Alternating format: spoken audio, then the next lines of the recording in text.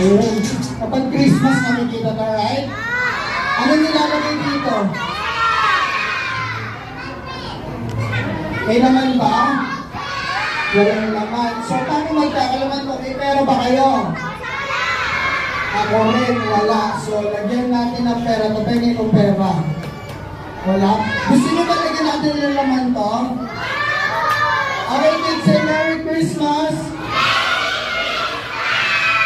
Count 1, 2, 3!